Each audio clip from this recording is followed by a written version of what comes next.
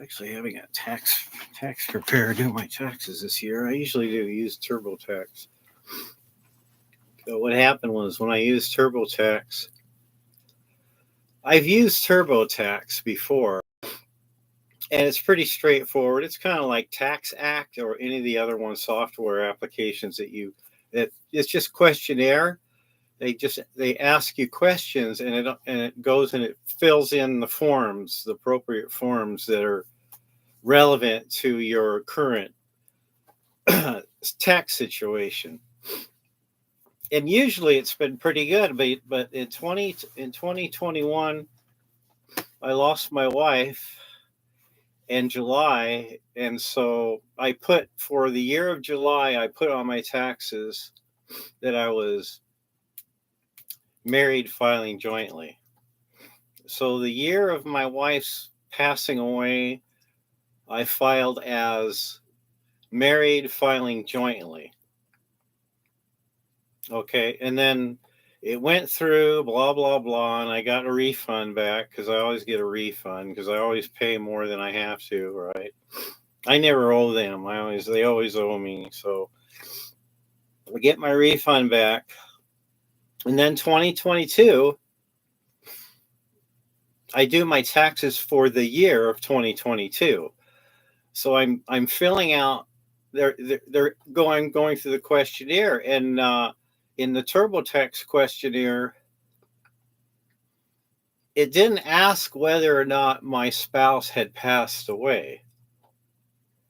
There wasn't anything in there that queried to the status of how if my marriage has changed by a divorce or a death, or if that. So I filed. So evidently the query for doing that form for 2022. I didn't fill it out properly according to the rules of the IRS. So Treasury Department, IRS, United States tax law was, if you're married and your spouse dies, the second year you can claim as you're married filing jointly. For whatever reason, that's the law, right? Or the rule, and I didn't know that at the time. At the time, I just thought, I'm single now.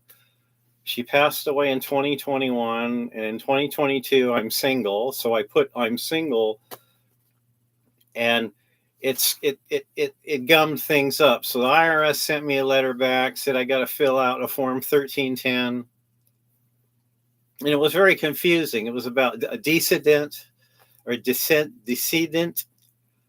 and my name was, I'm supposed to be the decedent,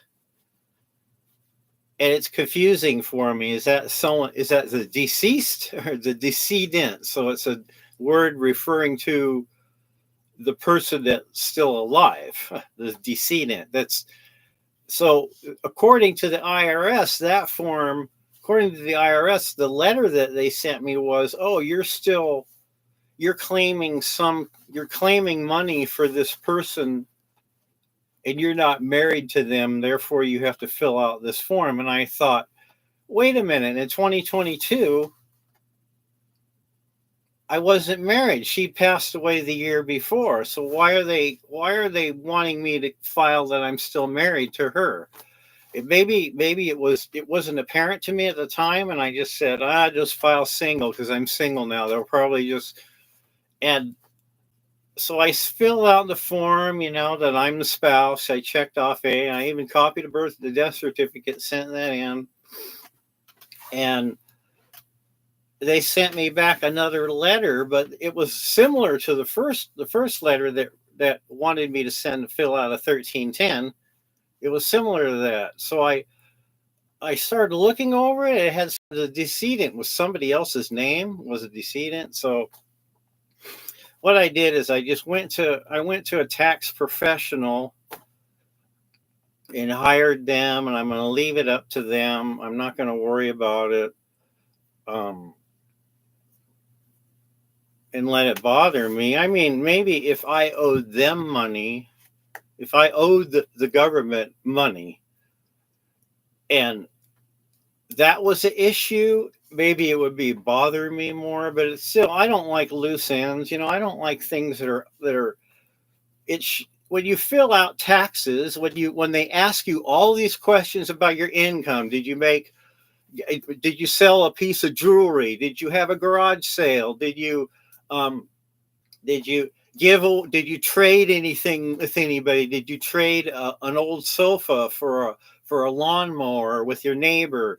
And they're going to nitpick, nitpick, nitpick. They're going to keep nitpicking right all the way down to the minutia of your personal life, of what you do with every single penny, every penny that you earn that crosses into your account, right? Every little dime and nickel and dime that comes into your bank account and leaves your bank account, they're going to know where it's from, when you got it, where the money, and when you spend money, they're going to know what you spend your money on. So I'm like always thinking about a central bank digital currency and how that's going to like really make life really difficult for people that are that maybe they live off of like buying and selling stuff at yard sales, or going to thrift shops all the time and buying stuff and then selling it online. And it isn't like they're the ones that are millionaires, right? I mean, they're are billionaires or multimillionaires that put a real big magnifying glass and really focus all your attention on the little guy, on the hardworking little person, right? That makes under that makes enough to pay their rent, buy groceries, pay for insurance, and have like TV on, on the internet or a phone or whatever, right? And pick on that person and focus your attention on every little tiny nickel and dime. If your wife dies and you sell her jewelry, right, or her wedding ring, and that now all of a sudden you got more than $600. You got to fill out a form and all that, and send it in, explain where the money came from, and the money cash that you're putting in the bank. Where did you get that cash that's going in your bank account? We want to know where that cash came from. So it doesn't matter. You could be and so I don't know. I'm like I don't think about money too much now that I'm retired. But it like gnaws at me. How much money do I have? Do I have enough money to live off of, right? What's going to happen to me when I'm old? Will I be able to pay the dentist when I'm old? Will I be able to afford a wheelchair or have a nurse come and care for me when I'm really elderly? And then I listen to the people that are antinatalists, and they're talking about not subjecting someone to have to go through that. You're not making somebody have to go into a nursing home, right? You're not forcing somebody to have to go to the dentist and have their teeth drilled. You're not forcing someone to almost drown and be like have nightmares and be bullied when they're younger. So you're not putting another person through all that. That's an antinatalist. They know that I know I'm doomed. I know I'm stuck here. I'm here now in this life, in this world, and there's nothing I can do about it to guarantee that, well, I might come back in the future, right? There's nothing that I know I can do that will guarantee that I will never come about again in the future as another person.